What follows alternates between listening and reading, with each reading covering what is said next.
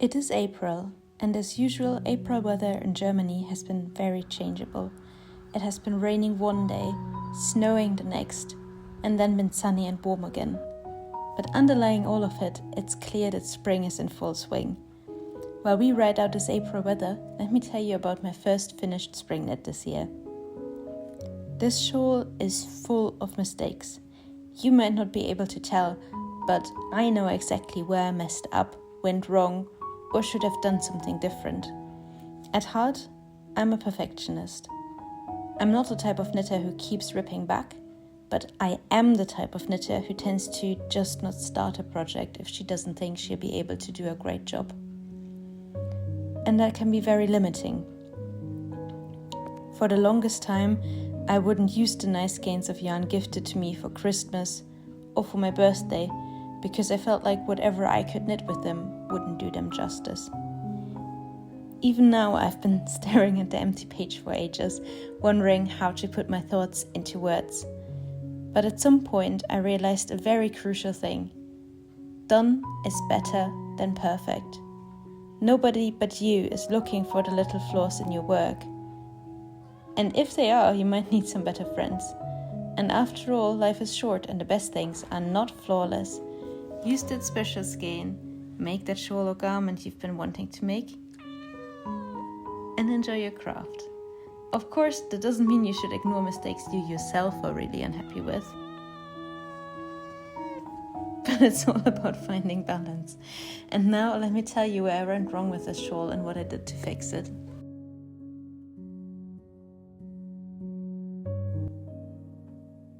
Hello and welcome back to Down the Forest Path, a seasonal knitting podcast. My name is Nicola, I am the host and moderator of this podcast, and I'm coming to you today with one finished object and one object I've made quite a lot of progress on. So I would say, without further ado, let's just dive right into it.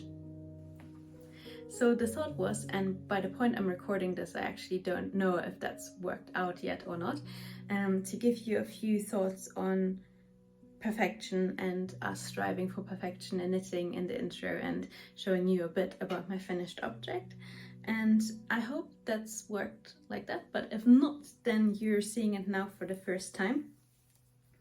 And this is the To the Heart of the Mountain shawl by Anna Victoria, or by the Lily Pond on Ravelry. This is a crescent shawl knit from fingering weight yarn, and it needs around 390 to 400 meters of yarn per the pattern page. And since you already know that something went wrong with this shawl, let me just tell you about that, and let me tell you why that was my fault and what I did to fix it. So, as I just said, this shawl needs around 390 to 400 meters of yarn. And I had this beautiful skein of cordonette silk from Dye for Yarn, which is one of my favorite yarn producers. I've talked about them multiple times on this podcast, that I had a number stuck in my head for how much yardage or meterage there might be in a skein. And I have a second skein in a different color from the same yarn quality that I wanted to show you. So this is the cordonette silk in the color Melting Pistachio Ice Cream, which is this beautiful peridot green. And let me read the label for you, and let me see if you're able to guess where I might have gone wrong here. Fingering cordonette silk, 100% silk, hand dyed, hand wash. 333 meters equals 364 yards per 100 gram. Mulberry silk, melting pistachio ice cream.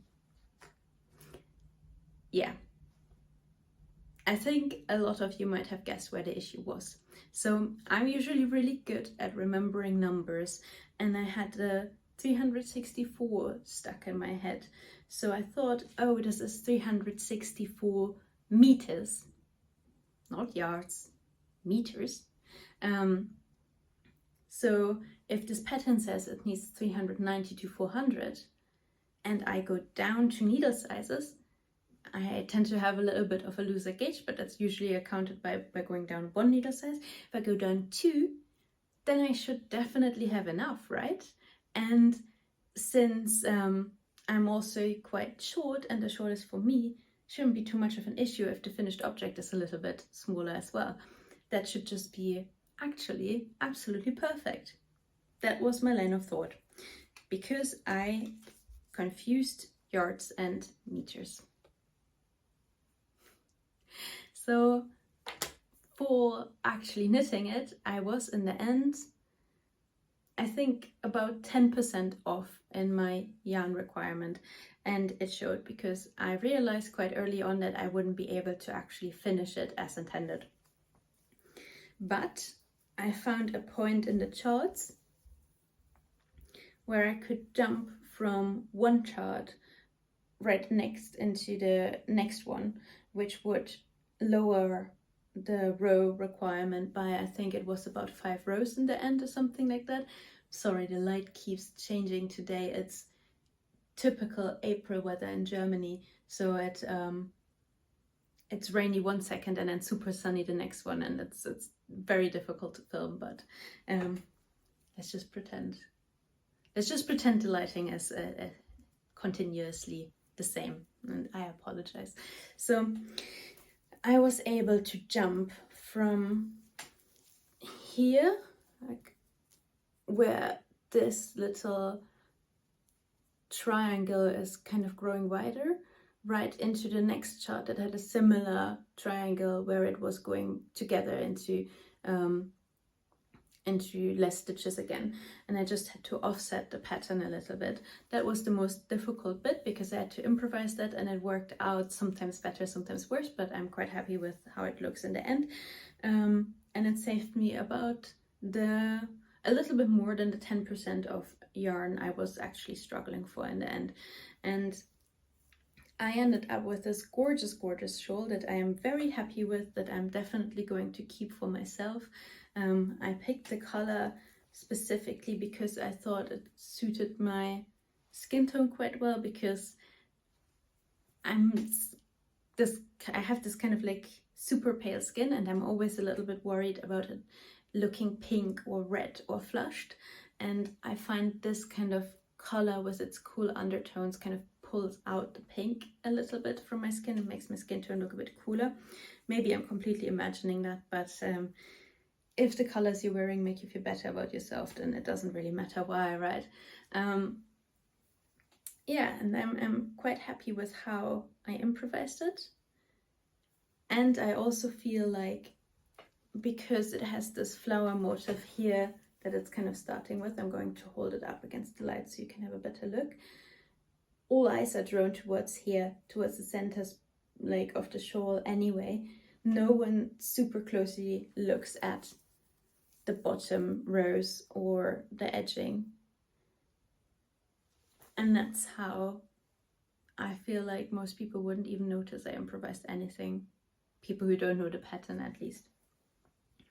So yeah, I feel like in this case it was really good to get over my perfectionism and finish this shawl, because I wouldn't have unraveled it most likely. I would just have put it away and not finished it. And that would have been such a shame, because it's so pretty. So let me put it on for you, because it's not one of the shawls that you wrap around your shoulders like 10 times. It actually goes over your shoulders like this. And I think I will put a toggle in front of some sort. I might make one myself to kind of close it, because that's the one tiny negative, and it's not the fault of the pattern, it's the fault of my yarn choice and how many beads are in it. That I noticed about this shawl is that it can slip off your shoulders if you look like kind of walking around quite quickly or something like that, because the beads are quite heavy and the silk is quite slippery. Yeah, so I think I'll just put a toggle in here, for example, and then it will be like almost a little capelet that goes around my shoulders in summer when I'm wearing a dress. And I'm really looking forward to that, because I'm super happy with it. Speaking about the yarn and the beads, so the yarn I am extremely happy with as well. It was my second time knitting with the cordonette silk, and it's just such a nice knitting experience. It didn't split, it's super glossy. I don't know if you can see how shiny this yarn is, And yeah, I think you can read. Yeah. And it has a gorgeous drape. I think it's so drapey and beautiful and nice. It is super well suited to, in my opinion, a little bit more aggressive blocking as well, because I was a tiny bit concerned about the size of the shawl when I put it up. So for blocking, so I blocked it quite strongly and it worked beautifully. And the color is just gorgeous as well. I love basically all colors from this yarn manufacturer. They're always so nice. So yeah, here it is. The beads, word of advice, if you want to do some beaded knitting, I noticed now on several projects that if you buy these kind of copper lined beads, the holes of the bead, so this has copper and silver lined beads. I think here you can kind of see the difference a little bit. It shows up more in real life, but we have copper around these kind of like bigger lines, and all of the like geometric patterns are silver. So this is copper and here's silver. I found that copper and gold lined rosales tend to have smaller holes, and a lot of the time I have to actually put about a third of the beads away because I can't use them because my crochet hook won't fit, and if I use a super small one I am not able to pull the yarn through with it because it splits it. So that was the case here, and I was running low on the copper beads. It worked out just fine in the end, but I'm glad that I'm done with this kind of stress. The silver beads were much easier to use. And I waited after I was done, and the yarn is less than 100 grams, but the finished shawl was over 150 grams. So a third of the weight of this shawl is literally just beads. Beads. Let me just let it fall on the table. Maybe you can hear the noise. I've been so happy with this noise. I'm kind of obsessed with it. I've been putting it on tables and stuff to just hear it. The little like clanking of the beads is so nice. It just feels so kind of tactile, like the soft silk, the smoothness of it, and then the cool beads. This is the perfect shawl for summer. It will not keep you warm in the slightest, but I never wanted it to. This is literally just to be ornamental in summer and to kind of like put around your shoulders if there is a breeze to break it up a little bit, but it won't even keep you warm or protected from that really. Yeah, there it is. And as I said, I am super happy with it. So about the pattern, I really liked it. I thought it was very clear.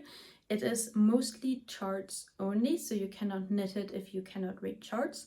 So I would not recommend it to a beginner lace knitter because I find it much easier to start with patterns that have both text and charts, so you can look at both. And there were also a few other spots in there where it really doesn't hold your hands with moving stitch markers, for example.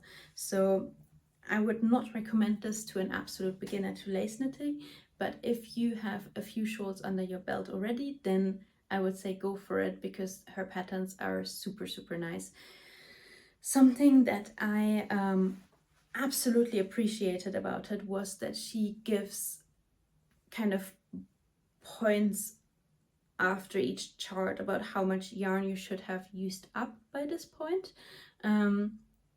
And then makes it super easy to see if you're running low quite early on. This is what made it possible for me to improvise as I did and finish this shawl in this beautiful way.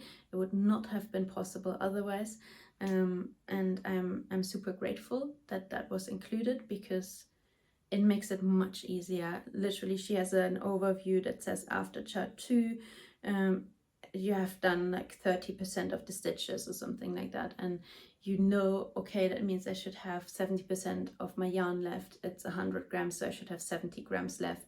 You weigh it and you're like, oh, actually, I only have 65 grams left, and I can already see there's probably going to be a little problem here. On the other hand, if you see, oh, I actually still have 80 grams left, you can just up the needle size a little bit to use up more of your yarn or get the full gradient if you're using a gradient yarn. So that I really loved. What, on the other hand, for this shawl it was not so big of a problem, but I saw that some of her shawls have super varying yarn requirements for the same size, because her test knitters used varying amounts of yarn. And I can see she's kind of a little bit of a statistics geek, I think. I would have really appreciated if she kind of done a diagram showing what the actual median use of yarn or average use of yarn, whatever is better suited, I think median might be better here, was, so that I could have gauged a bit better if the yarn requirement was more likely to be on the upper end of that or on the lower end of that, because there were shawls that had like yardage or meterage requirements, meterage, let's not make the same mistake again, meterage requirements from like I think 390 to 560 meters. And then I would have maybe preferred doing that pattern, but I was like, no, I just can't actually gauge myself if my yarn is going to be enough, because there's such a huge gap between there. Like 400 meters is one skein of fingering weight yarn, so it might work with one skein of fingering weight yarn, but 560 meters is almost an entire like skein of like heavy lace weight yarn, and then there's a huge difference between that. So that was something that I think would be useful in the future. But apart from that, the pattern is really good. It has lots of pictures all the way through it. The charts are super clear. The explanations for the stitches are very clear. The moving stitch markers thing, yeah, I think I'm just used to it being included from the designer whose patterns I usually knit, but it's quite obvious when it happens, because usually it's when there's like a slip 2, knit 1, pass the slip stitches over, that the stitch markers move, and you're like, ah, okay, that kind of makes sense, because now the stitch marker is just on the other side of this reduced 2 stitches than it was before. But yeah, let me put it up in the background so we can look at it a little bit more while I tell you about the object I made some progress on. And that is the Palmyre shawl by, let me quickly look this up because I am not sure how to pronounce her name, by Nadia Crétin-Lechen. This is a pattern for a wrap or shawl in a DK weight, and I'm knitting it out of drop spooner for a friend who had a baby recently, and it's really nice alpaca yarn. So it's 100% alpaca and 110 meters per 50 gram. And it's this beautiful natural shade of beige. And you can see that, I don't know if you can see, but it's so soft that I keep kind of stroking it when knitting because it's so, so nice. I'm currently in the middle of a row. So show you here. So it's this half circle shawl with lace edging. In fact, I'll just keep knitting through this row while I'm talking to you, and then I can show you better. And it has a little bit of an unusual way, at least from what I've knit so far, to do the increases, and it looks super pretty because it makes these beautiful lines down the shawl. And you place some markers around that to mark it so you know where you do your increases every row, and then it finishes with this kind of scalloped beautiful palm leaf motif at the edge of it, which I will be there soon because it's not too much longer until I have all of my body stitches.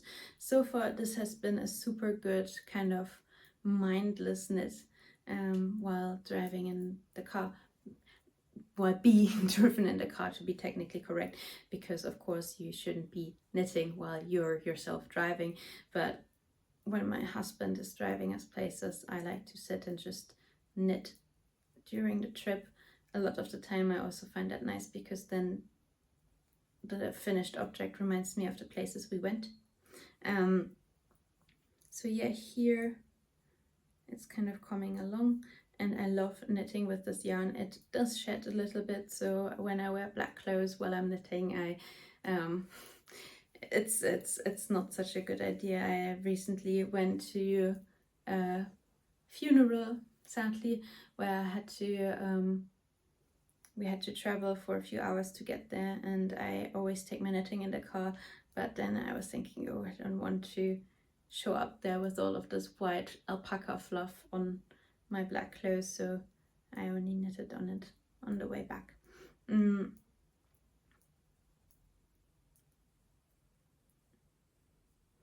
think it's going to be super nice because alpaca, I don't find is quite as heating as wool can be in later spring and summer.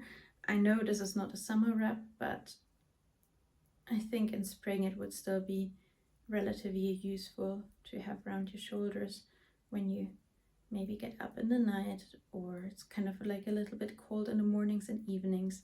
So I hope she still gets some wear out of this before summer fully strikes. At the moment, the weather is super changeable here, as it's always in April in Germany. We have a saying, I don't know if it also exists in English. It's April, der macht was will. April does as he will, as he wants. And it's definitely true. This week we had snow, hail, rain, bright sunshine, and then on the weekend I think it's going to go up to 25 degrees, and yesterday it was like 2 or 3 degrees, and I had to get my thick coat back out. So it's been a wild roller coaster ride this April, but I think the warmer part of spring is just around the corner, with all of the kind of warmer knitting that comes with it. Knitting for warmer seasons, cotton, linen, all of that beautiful stuff, silk. All right, so this row is finished, and let me show the shawl to you a little bit more spread out over the needles. So here you can see it a bit. This is the top of it, and this is where the lace edging will be. And here you can see those nice increase lines here that are marked by the stitches up there. So yeah, I think next episode this is going to be finished. Maybe I'm a little bit too hopeful here, but I am quite optimistic about it. And as far as it's looking now, I might still have some of the Puna left over at the end of it, so I'm not sure what to do with that yet. So yeah, that's been mostly the progress this time. I have to say I got quite obsessed with the heart of the mountain shawl, so I mostly knit on that. There's also one almost finished project that I'm going to make its own little video about when it's done, and it's looking at me right now from the loom, so that's going to be fun as well. And I recently started some embroidery again, so I'm going to share that with you soon as well. So that's how things are going over here at the moment. Not many new acquisitions, which I'm quite happy about at this point, because I sometimes get to the point where I'm kind of looking at my yarn stash with a little bit more kind of guilt than happiness, and that's when I know that I have to not buy much new yarn until I've used quite a bit of it up. And it was kind of getting a little bit to that point, so I'm very glad now that I'm just using up some yarn, because, for example, the yarn to the To the Heart of the Mountain Shawl has been with me for, I think, over a year. I saw it at some point. I had to get it because the color was so pretty, and now it has been put to good use, and it will be cherished and worn a lot. And yeah, that's that. That's everything from my side. I will see you very soon. I hope you have a nice early spring and your weather is maybe a little bit milder than our weather here. Take care and keep knitting, and bye!